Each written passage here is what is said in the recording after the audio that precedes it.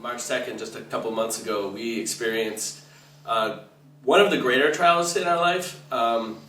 Certainly the greatest trial so far in our marriage, which was we lost our house in a flood. And during that time, Jill was home here with our daughter Billy napping. I left for work knowing that there was a Noreaster happening in Quincy in Massachusetts. We knew it would be a lot of rain and some high tides, but what ensued, no one could anticipate. Not our neighbors, not people that have been living in our neighborhood for a while, not the emergency helpline, not the police, not the city, no one.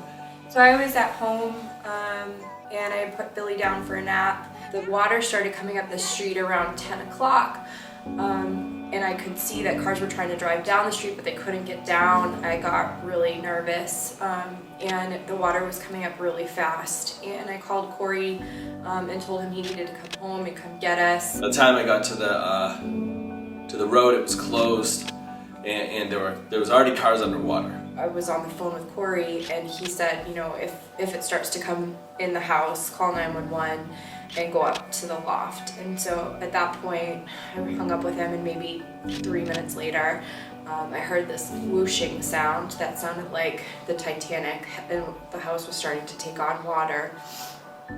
So I went to go get my daughter, who was just woken up from her nap, and got the bag and went upstairs into the loft to wait and called 911. And the fire department came maybe 15 to a half an hour later.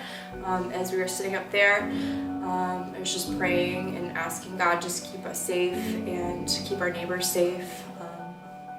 And then we got taken out by the fire department in a boat about an hour later. So while all this is going on with Jill, I'm sitting with now an ocean between us where there used to be a street.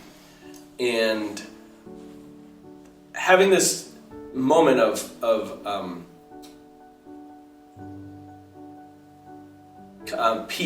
peace, because I knew it would be okay. So that's the thing is, like, I don't have the words for it, but I was grateful to be able to know that it was going to be okay, that Jill knew and Billy knew, like they knew I was going to be there when they got off the boat.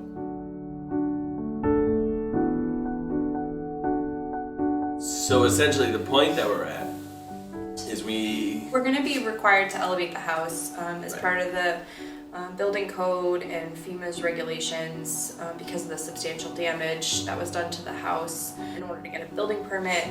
And we don't want to see this happen again to either us or anybody else in the future. So we're looking to build a new house. With flood insurance, it doesn't cover nearly our need.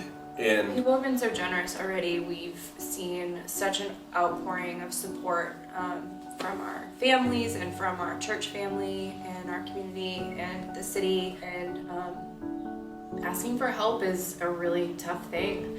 But what we need is prayers. Please be praying for us. And we need a new home.